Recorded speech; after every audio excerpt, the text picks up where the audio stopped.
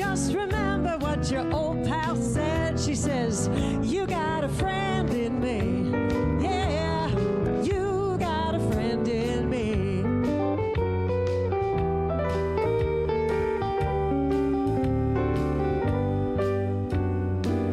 You got a friend in me. You got a friend in me, Paula. You got troubles, I got them too. There isn't anything I wouldn't do for you. We stick together and can see it through, 'cause you got a friend in me. You got a friend in me. Oh, good.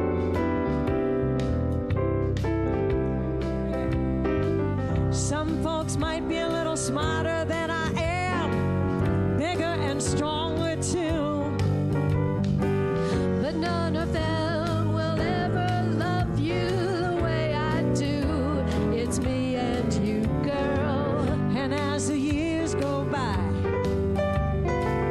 our friendship will never die. You're gonna see it's our destiny. You got a friend in me. Yeah, you've got a friend in me. You got a friend in me.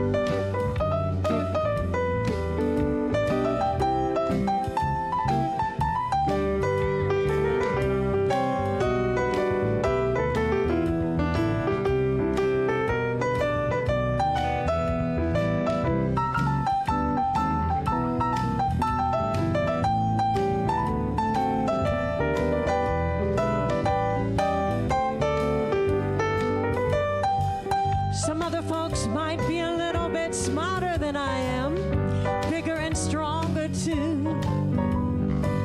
But none of them will ever love you the way I do. It's me and you, girl.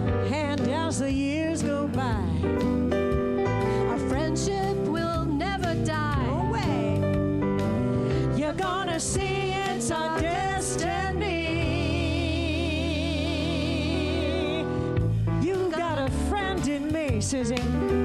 Paula, you got a friend in me. Oh, forever. You got a friend in me.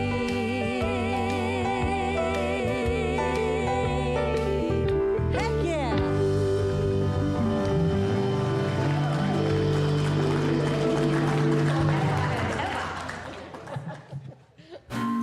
Everybody give it up again for our wonderful band. I have to say, one of my favorite parts of this ritual that we conduct every Sunday is hearing such beautiful voices and musical musings, and so thankful for them. Good morning, everyone. My name is Ren, if we haven't had the pleasure to meet. Good morning, nice to meet you.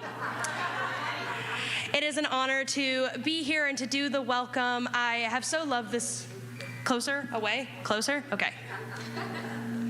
And everybody who is who's tuning in from home, I feel your energy here's with us. Thank you, it is so, so lovely. As always, please join Jubilee next door as we continue the party in the 6th grade classroom for eats and drinks after service.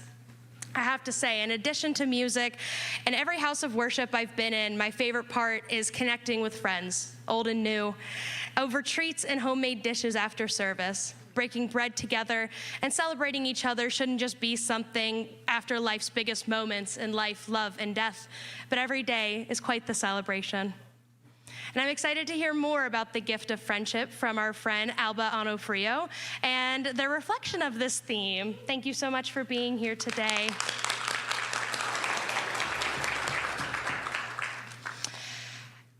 when thinking about what friendship means to me, it is the very catalyst that brought me here to Asheville from Charleston, South Carolina. And not only to Asheville, but to this wonderful place that we call Jubilee every Sunday. Because friendship is so often community, or at least you hope so, right? I've been so blessed with the friendships I've made here, and to find the people in my life who I so love and I them, or who love me and I them, so wholeheartedly means more than anything else. Friendship means showing up for your people in the best and worst times in life. And in all phases of life, one must quote the Beatles. And if you know it, please sing along. What do I do when my love is away? Does it worry you to be alone? How do I feel by the end of the day? Are you sad because you're on your own? No, I get by with a little help from my friends. No, I get high with a little help from my friends. I'm gonna try with a little help from my friends. Thank you all. Let us sing into the divine. And everybody have a wonderful Sunday. Thank you. Beautiful, Ren. Thank you so much. Moksha, come on up. Morning. Please stand with me so we may call in the sacred directions. Let us face the east. Spirits of the east, we welcome you. Spirit of air where the eagle soars. Place of the sunrise, of new beginnings and the start of a new day. Shine your light brightly in our minds, in our world. Give us wisdom. Light our way. Archangel Raphael, give us your wisdom and guidance and your healing love. Spirits of the East, we honor you, we love you, we thank you. Aho. Turn to the South. Spirits of the South, we welcome you. Place of the summer sun, the green and growing things. Archangel Michael, teach us of your swords of light so that we may cut away falsehood and know the truth. Spirit of fire, spirit of the buffalo, give us courage and strength. Spirits of the South, we honor you, we love you, we thank you. Aho. Turn to the West. Spirits of the West, we welcome you, where the sun sets, bringing ending times and renewal. Archangel Gabriel, messenger of the One, teach us to die before we die. Spirits of the West, we honor you, we love you, we thank you. Aho. And turn to the North. Spirits of the North, we welcome you. We receive your cleansing winds. Spirit of Earth, we ground into your strength and patience. Archangel Uriel, we receive your wisdom. Help us bring light into the darkness. Spirit of Moose, we thank you for your resilience. Spirits of the North, we honor you, we love you, we thank you. Aho. And let's look above. Spirit of the cosmos, moon and stars and galaxies, spirit of the mystery and the center of the universe. Brothers and sisters from other worlds and dimensions who are loving and guiding and protecting us, we open to your gifts and blessings. Give us strength and faith. Spirits of the cosmos, we honor you, we love you, we thank you. Aho. Aho. And turn to our Mother Earth. Great Mother, we welcome you. You give us our bodies so that we may live and breathe and walk on this planet, your body. You give us the flowing waters and the minerals and the plants that nourish us, the animals that teach us and feed us and are our companions. Hold us close to your bosom and ever keep us in your care. Great Mother, we honor you, we love you, we thank you. Aho. And turn to your own center, deep within. We come to our center self. We feel our connection to the elements, to the cosmos, to the mystery, to our mother. We dwell in our innermost heart so that we may know truth and live in joy and peace. Aho. Aho. Beautiful friends, we are in the Via Positiva, the summertime. We are joyful in our gratefulness. If you feel the urge to come out and dance a little bit this morning as we sing, feel free. We got just the right song for you. Who can resist a polka? To be alive and feeling free, and to have everyone in our family to be alive in every way. Oh, how great it is to be alive. Every day there's a new something else to do. The dawn of life is upon us, so let the gladness ring through. To be alive and feeling free, and to have everyone in our family to be alive in every way. Oh, how great it is to be alive. Wake up to a new sunshine. Darkness no longer stays. For the new generation will light the world today. To be alive and feeling free, and to have everyone in our family to be alive in every way.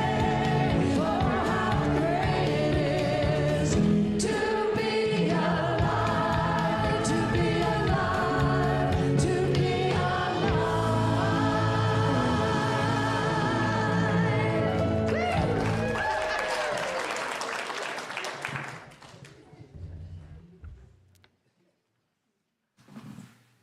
Okay, good morning, everyone. It's time for Jubilee in action. This is when we learn what's going on at Jubilee and how you might get more involved in what's going on in the community and pray with your feet and help people out. The summer birthday dinner for jubilants born in July and August will take place on August 14th at 6:30 p.m. at O'Reilly's Bar and Grill in East Asheville. For jubilants born in July and August, everyone is invited to the celebration. Please RSVP to Laura Larcher. There will be a meeting to discuss fundraising for the service trip to Nicaragua. It'll take place under the tent at noon today, and Susie Davis is the organizer. The Jubilee Social Group is planning to attend the Southeastern Permaculture Gathering on August 1st through 3rd. Valerie Naiman is the organizer of that. And we'll be celebrating Jubilee's 36th birthday. Happy birthday to us. On Sunday, August 10th, during the coffee hour. You're invited to bring your favorite food to share and wear something that represents Jubilee. Susie Davis is the contact for that. Ren Insinger, who just gave such a beautiful welcome, invites everyone to volunteer at Long Branch Environmental Education Center, where she works, to help out with berry harvesting, weeding, and other activities. See her if you have any questions. We'd like to acknowledge the passing of a dear friend of Jubilee, Lois Hewitt. She was the church secretary for Kenilworth Presbyterian, where the Jubilee singers met every week. They generously let Jubilee's board use space for a time, and Lois was incredibly helpful in making sure the spaces were always ready. Lois lost her battle with cancer a few weeks ago. Her service will be held on August 1st at 2 p.m. at Kenilworth Presbyterian.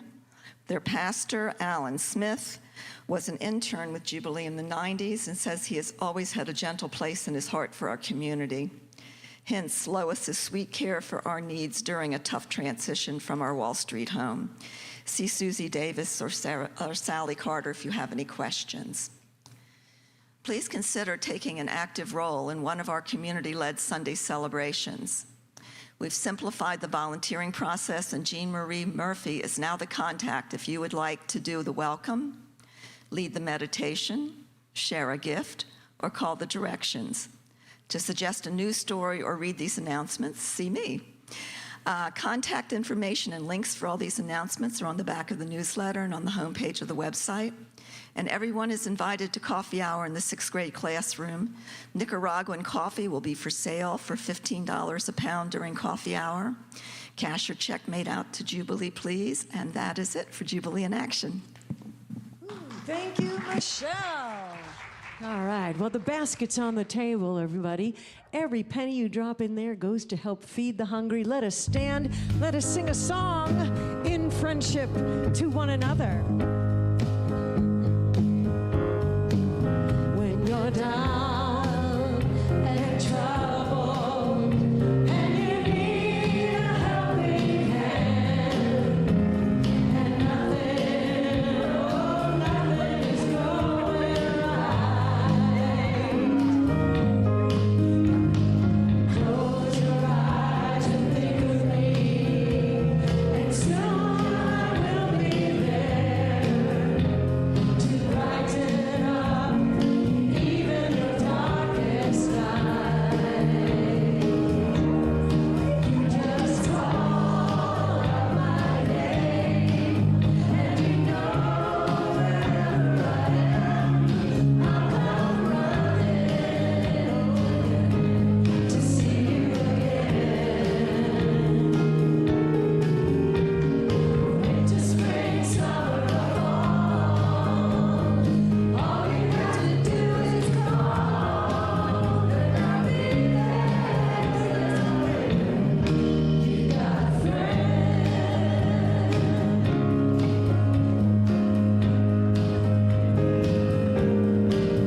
If the sky above you should turn dark and full of clouds, and that old north wind should begin to blow,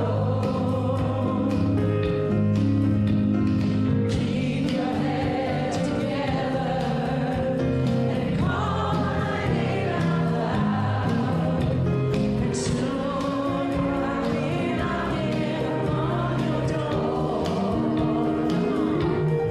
You just call out my name, and you know wherever I am, I'll come running to see you again. Oh, winter, spring, summer, or fall, all you got to do is call, and I'll be there. You got a friend.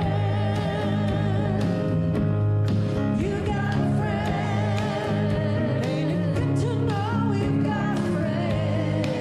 Ain't it good to know you've got a friend? You've got a friend.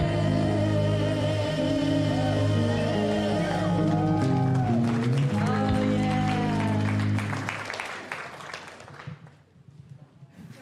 Awesome. Well, good morning. For those of you who don't know me, I'm Ren Orndorf, and I am a co-chair of the board here at Jubilee.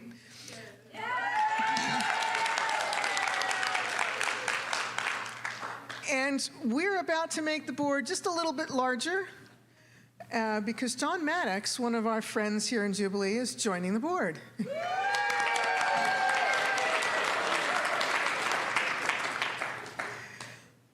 And I have a few things to say about him, and then he's going to step out into the foyer, or the vestibule, whatever fancy word you want to call it, and hopefully we'll all kind of agree that he's okay. And I know he and I have some things in common. We both have a great interest in science. In fact, he's an astrophysicist and a science educator. He has a lot of experience working on other boards here and there. He was even president of the UUC in Fayetteville, North Carolina, and I believe that's Unitarian Universalist Church. He's been a jubilant here for 13 years, so I've seen him across the room when we were at Wall Street. Probably didn't really see him much during COVID years, but I've seen him since then. And he and I kind of sport the same kind of wild hair. I've never worn mine in a ponytail like he does. He also sings bass with the Jubilee choir, so it's probably good that he's tall because they usually put the bass in the back. And currently he's working as sort of a permaculture pioneer on his own little farm, developing permaculture practices and building resilience for the community, which is an amazing thing. So I would say he's probably gone from studying the cosmos to cosmology and beyond. So John, if you would mind stepping into the narthex or onto the front stoop. Yeah, just walk out front for a minute. It's just for, looks sake. Now we can talk about him while he's out of the room. He also has a really colorful shirt on like I do. So at this point, I'd like to ask the community to kind of applaud if you think John Maddox is an appropriate board member for us, and he will serve.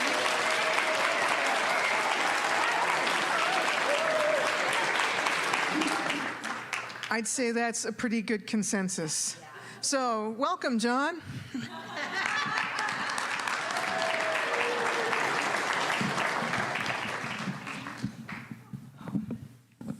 Elizabeth, it is time for our meditation and prayer time. And just a reminder, everybody, if you'd like Holy Communion, it's being served out on our western wall, And if you need any assistance with prayers, also there are folks back there who are willing to help you and send you some extra love today. Okay. Good morning, everybody. Good morning. Now is the time in our service when we slow down, we go inward, take some deep breaths, and open our hearts to create some space for meditation, for prayer. All right, so I invite you to take a deep breath. And since Paula already covered the part I was going to cover about people offering communion and hugs, people online, and because, like most things in life, the gift of friendship, which is our focus for today, is a two-way street and not something you just want, something you participate in. I'm going to invite anyone that feels called to come up and grab a bowl, grab a bell, participate, and add your gift to this service.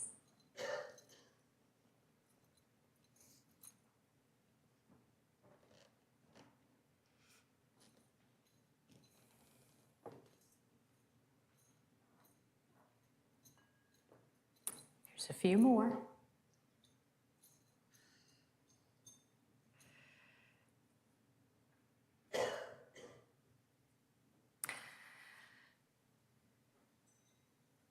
So as we start to ring and sing our bowls and bells and create a sound space, reflect on the focus of today, the gift of friendship. Think about those people in your lives that are gifts to you in friendship, and ways you have been a gift to others.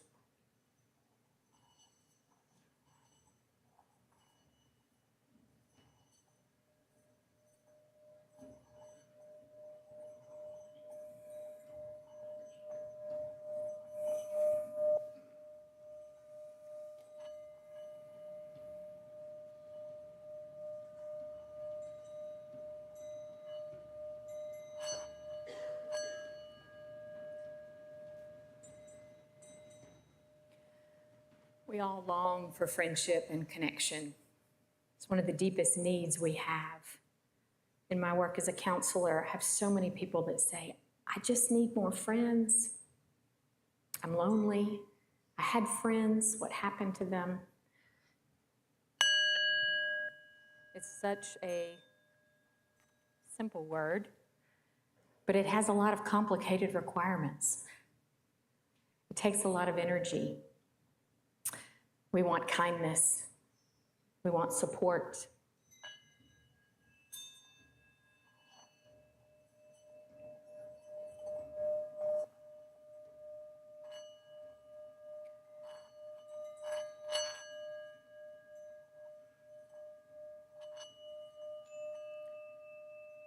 We want somebody to have our back. We want somebody to be there when it's a dark and stormy day. But it is so elusive sometimes. A few weeks ago, when I was talking about why I give to Jubilee, I came upon Mark Nepo's reading a meditation that said, friendship has roots in the German for place of high safety. Think about that. Who is a place of high safety for you? Which of your friends gives you that gift?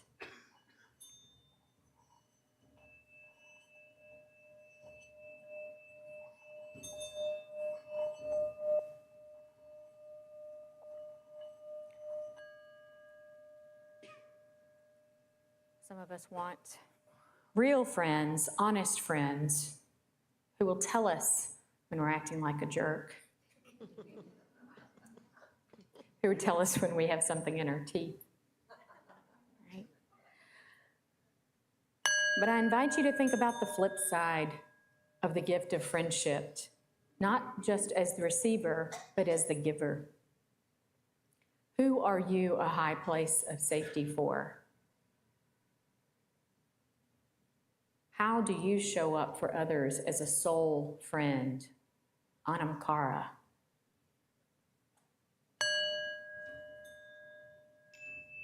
Reflect how you can be a part of that two-way street, the mutuality, the reciprocity of being the gift of a friend.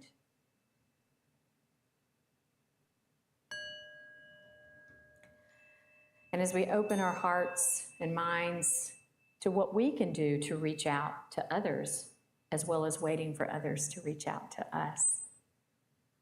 Call on the gods and the goddesses and the spirit guides and our ancestors to show us how to be the gift of friendship. Thank you.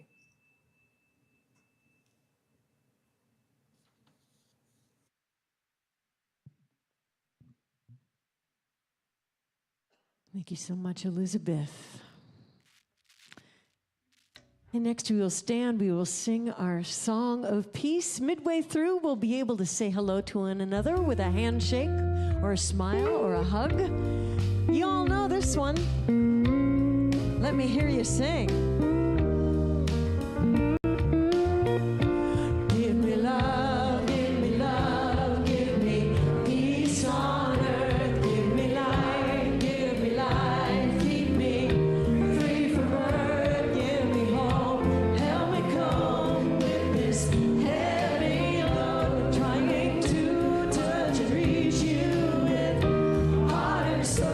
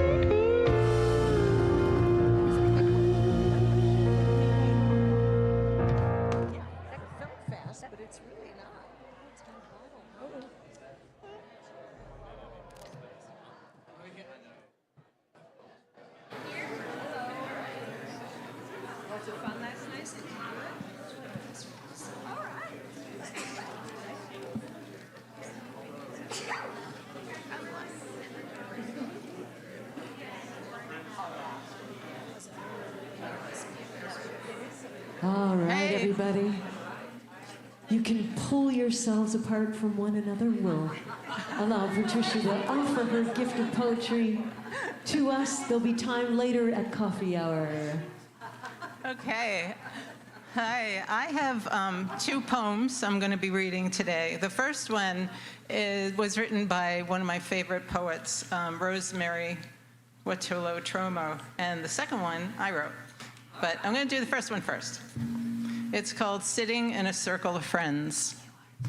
We are laughing, and the sound is sweet as honeysuckle, the way it clings to the air. And even as I laugh, I'm aware of the many wounds each of these women have endured, imagining how often we have wept, sometimes with each other, sometimes alone. Knowing the ache somehow makes the laughter all the more sweet, and the joy of it stitches into me like a golden thread. I welcome the pierce as I feel it connect us, knowing if I tug on this strand 20 years from now, it will bring me back to this night with its warm summer air and low summer light, this radiant night sparkling with a laughter we nourished for years by loving each other through all those tears. And this one I wrote. And this one I wrote to my very, very best friend, like very best. People are confused when I say we are soulmates. How? They want to know. You're divorced, they say. But we know how. Was it at Michael Bongiorno's New Year's Eve party when you kissed me for the first time at midnight? I pulled John Annunziata over to the side and whispered, Anthony just put his tongue in my mouth. Or was it in Tampa, you at Tampa U, me laid off from the Yankees, visiting my brother? We met for pizza, laughed till our jaws ached. You liked my hands, you said. Maybe it just always was. The stars aligned for 2 kids from the Bronx, Italian roots both, and so darn funny. Remember when you told me before we eloped to Fulton, Georgia, that you liked boys?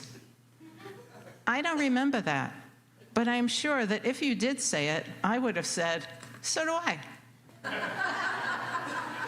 Over the years, in many 1970s Gestalt encounter groups, we burned through wounds, through old ways passed down, and struggled to speak truth, to find our balance. We know each other's family, our pain, our history, and best of all, our quirks.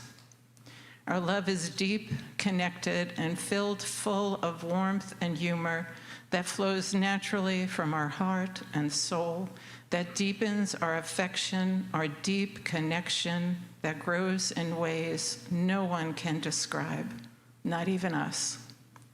We've promised to die at the same time. It would be too painful any other way. Though I have said that if I do die first, I will write notes on your steamed-up bathroom mirror. You are my confidant, my best friend, my chosen brother. Can't ask for anything better.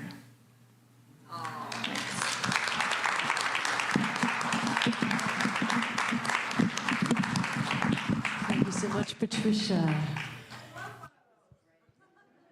They want copies, or maybe they want the soulmate. Yeah, yeah. Alba Onofrio, please join us, grace us with you and your presence.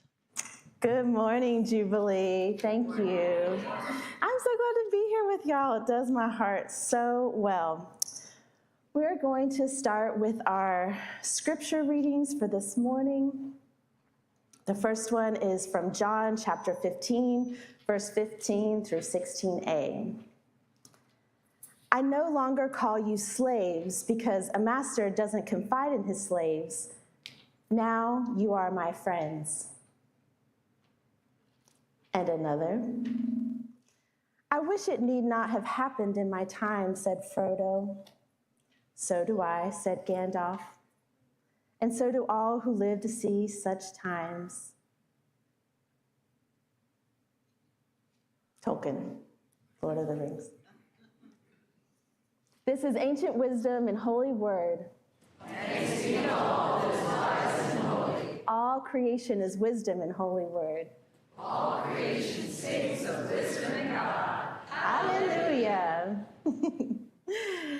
So I was tasked today with speaking to you about the gift of friendship.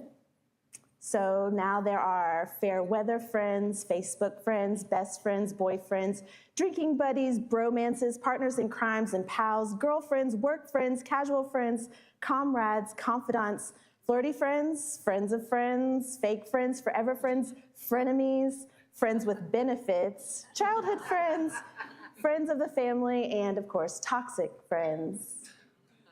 I'm not going to speak with you about any of those today. Today, I want to talk with you a little bit about what it's meant to me to have the friendship of Jubilee community.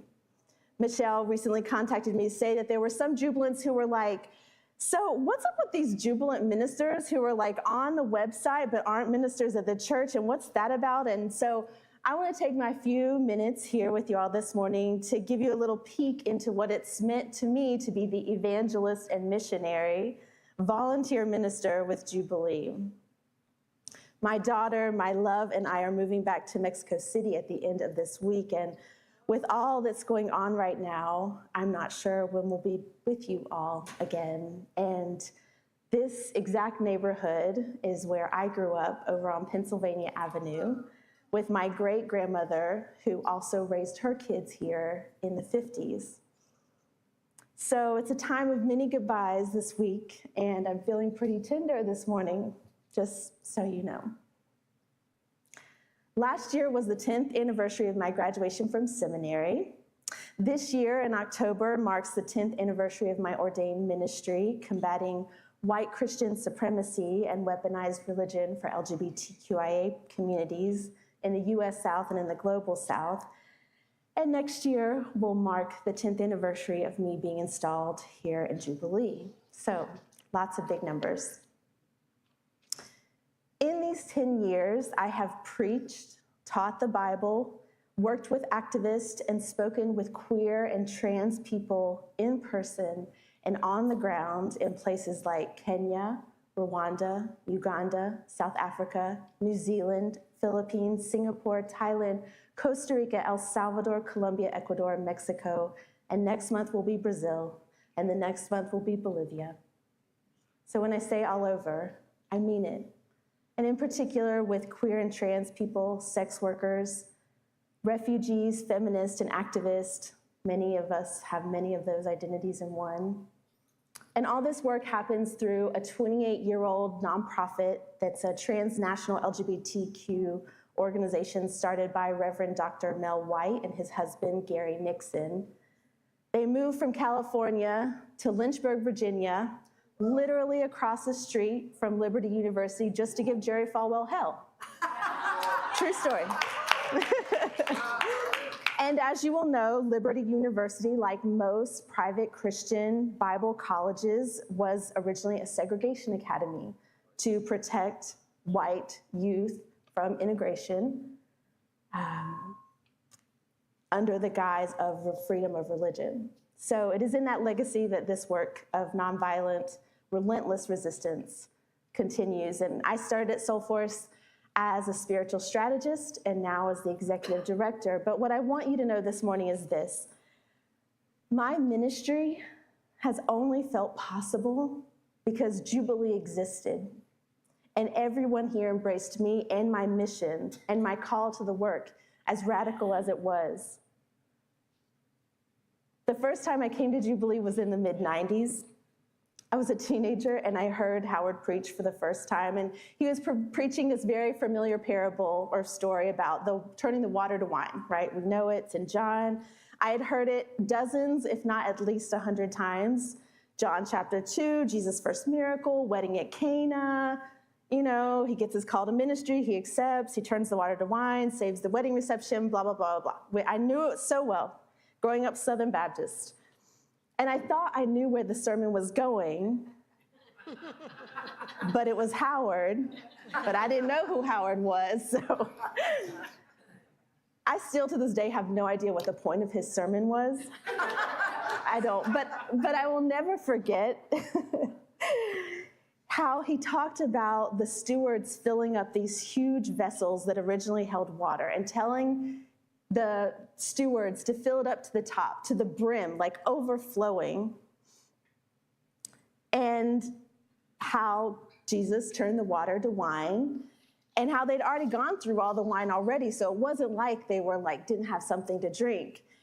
And he bust out with, must have been one hell of a party.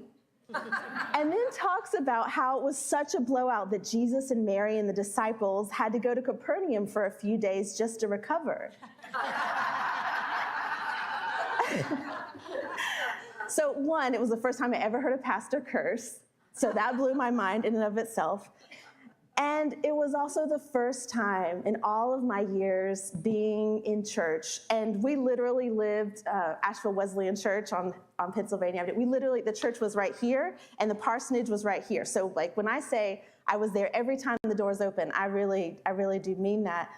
It was the first time I had heard this story that I knew so well in a different way. I mean, I literally went home, pulled my Precious Moments Bible off the shelf, opened it to John 2, and it was there in black and white. Verse 12, it says, after this, he went down to Capernaum with his mother and brothers and his disciples. They stayed there for a few days. Holy shit. I was like, that was also during a time where I was head over heels in love with a girl on my volleyball team at Asheville High School. And we were going through it with her family, with my family, with her church, with my church, with school. It was a mess, to be quite honest.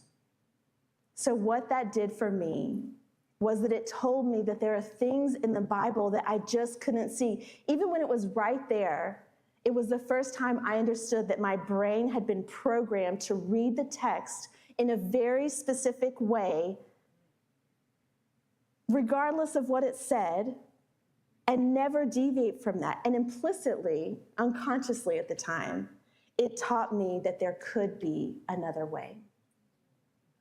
Hafiz writes, my favorite poem, writes, why just ask the donkey in me to speak to the donkey in you when I have so many other beautiful animals and brilliant colored birds inside longing to say something exciting and wonderful to your heart? That's Jubilee. Another 15 years or so go by, and I got a very loud, very scary, and very annoying call to ministry. I was so angry and so sad and so frustrated that there were so few places where the LGBTQIA+ community could be seen as not just tolerated, but beautiful expressions of a God full of creativity. And there were so many of us, and are so many of us, suffering from systemic violence and discrimination. But the thing that was worse for me was that we help by self-medicating with substances, by engaging in really reckless behaviors through self-harm, suicide, and somewhere in almost all of that is shame and guilt and fear, and under that, religion. And so as I was complaining to God, in their typical annoying way, God was like, yeah, you're right, that's awful. What are you gonna do about it? Sometimes we are the way God has made. So when I came home the next time, I talked to Howard about it, and he was totally nonchalant, like, yeah, go do that seminary thing, and then come talk to me, that's great, we'll talk. What you need to know about me is that I was terrified. I was pregnant with my daughter. I had been out of school for a decade already. I had 2 partners at the time. I was, and still am, queer and brown and Southern and a woman. I've been going back and forth with God like no one is going to let me in their divinity school, like no one. So for Howard to be like, yeah, you go do that, of course, yep, no big deal. It was frustrating But it was a big deal for me, and it sounded a lot like the voice of God at that time. Why just ask the donkey and me, God says. That same old tired-ass theology that hurts and judges and kills and excludes. Why just bring your donkey to me, God says, asking for stale hay in regards to something so precious as love. So when I finished school, started working at Soulforce, Jubilee welcomed me in as ordained clergy. You know who wanted me as licensed clergy? A queer, brown, you heard this, right? Queer, brown, non-monogamous, that time mother of a toddler. Yeah, no one. Like, in my tradition, women weren't allowed to preach growing up. The denominations that women were allowed to preach, they didn't like the gays. The few who liked the gays certainly didn't like that I was non-monogamous. And for the one or two who didn't care about any of that, well, they're in California. And from someone who's a North Carolinian through and through, what does that have to do with me? Absolutely nothing. So when I did my residency in grad school, this is an example. When I did my residency in grad school, there wasn't a single church who would take me, even though I was one of the top of my class, right? Not a single church who would take me. So the only place that wanted me, hospice. Because, you know, there they don't ask a lot of questions about you, and they won't be around that long anyway. I loved it, though, to be fair. I'm a huge believer in hospice, and I was honored and privileged enough to be with dozens of people and their families in their final hours and days and breaths in rural Madison, Tennessee. So it was huge for me when Jubilee honored and embraced my work and my community. And not just that, but celebrated with me and ordained me into creation spirituality so that I could go out and preach something that was supposed to be good news of great joy for all the people. Something so precious as love, Hafiz writes. Let's hold hands and get drunk near the sun and sing sweet songs to God until they join us with a few notes from their own sublime lute and drum. That's what we do here. That's what we do at Jubilee. Last year, my love and I went to Manila, which is where they are from, and I got to do intersectional work of queer and trans theology with disability justice theology for the deaf LGBT community there. I got to tell the good news that they are not, in fact, broken, not a mistake, don't need healing or exorcism. I could do that as ordained clergy because of Jubilee. The year before that, I talked with more than 100 women in a brothel in the Central Historic District of Quito, Ecuador. Mothers, grandmothers, even children in strollers that they had along with them there in the brothel. We recounted together the story of Rahab, how she had to make hard choices and go against a king, and ultimately negotiated the lives of her family and loved ones from her brothel in Jericho. She also knew some things about making hard choices. In East Africa, I teach theological education for queer and trans women, and we talk about eunuchs and gender diversity in the Bible and in creation. In Atlanta, I talk with people in the kink community, but that's not all. All of what I do is embedded in creation spirituality. I talk about the Bible because that's the weapon that's been used against us. That is the tool that has been used to cause us so much harm. But the constructive part, the building back the belief after you destroy the thing that was before that was causing harm, that's all creation spirituality, original blessing, creation as our teacher, beauty, holy divine mystery, justice. I get to talk about things like how dolphins primarily have sex for pleasure and not reproduction, how bonobos are matriarchal and much more peaceful than other primates, how more babies survive in nests of male-male couples of black swans than in male-female nests, and how sometimes they partner with the third black swan who lays the eggs, and sometimes they adopt other couples' nests and raise those cygnets as their own. I get to talk about how little Nemo may have started life as a he, but probably was a they because only the dominant female and male are sexually differentiated. And then how even if Nemo was the dominant male and therefore a he, that he could have transitioned into a she in just a matter of weeks if needed, because that's what the dominant males do sometimes. So why just ask the donkey and me to speak to the donkey and you when I have so many other beautiful animals inside? In this time that none of us chose, when all around us feels like a dumpster fire, Jubilee taught me that the cracks are how the light gets in. Here in this congregation is where I learned that it is not our perfection or having all the answers that makes us holy, as I have been taught my entire life, but rather love, silliness, and trying as hard as we can to create the world that we want to live in every single day. So, in the spirit of holy silliness, I close with a song that God laid on my heart to share with all of us today.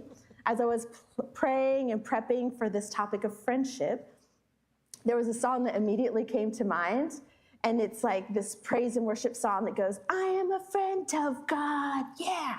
And then it like goes like, God calls me friend. So it's like got this very like, God is the king and I'm his child, so I'm the princess kind of vibe. Like it's a little bit cocky. I love the song. Makes me feel good in the mornings. So almost immediately as I'm like, this is what I will do. God was like, no, nope, absolutely not. I don't know if y'all had grannies who do this, but like, it was like God like grabbed me by the ear and was like, no. We don't need any more kings. We don't need any more of that. Remember Matthew 25? The other salvation formula, not the king that so loved the world that he sent his son, blah, blah, blah, but the other one. Remember Jesus who said, I was hungry like Gaza and you fed me. I was sick like those on Medicaid. I was a stranger. I was in prison like alligator Alcatraz. And remember how Jesus said, truly I say unto you, because people were like, when did we do that? We don't remember. And what does Jesus say? Even as you have done to the least of these, so you have done unto me. So I was like, yeah, God, that's good. Okay, yeah, I know, okay, yeah. And God was like, yes, this is a reminder that my friends are not those in high places. Not those who are in boardrooms and congressional halls and fancy dinners and files locked away behind miles of bureaucracy. My friends are the ones in the storm and the muck. Those with the least access to power, those are the friends of God. This church and each of us in our own way every single day, that is what it means to be a friend of God. So in closing, and without further ado, I pass along to you the message from God in the spirit of Howard Hanger and Holy Silliness at Jubilee, our closing song that God laid on my heart that was the message around who is a friend of God. And it's a song by Garth Brooks. If you will stand in spirit or in body as you're able. I got friends in low places where the whiskey drowns and the beer chases my blues away. And I'll be okay. Yeah, I'm not big on social graces. I'm down to the oasis. Oh, I got friends in low places. Want to sing it again one more time? Come on. Yeah, I got friends in low places. Whiskey drown and the beer chases my blues away. And I'll be okay. Yeah, I got big on social graces. Slip on down to the oasis and heaven in low places. Thank you so much, Alba. Thank you so much for all of that. You beautiful friend, a friend always to us. It is time to pass those bowls around, everybody. every drop we put in comes back so we can keep this crazy place going. We can keep all these messages coming. And thank you all online who also give to us.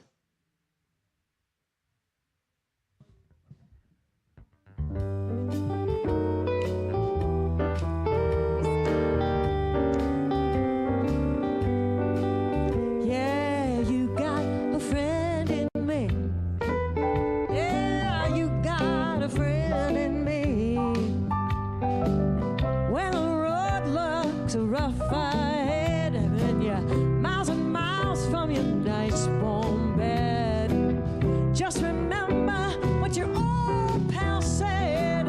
You got a friend in me. Yeah, you've got a friend in me.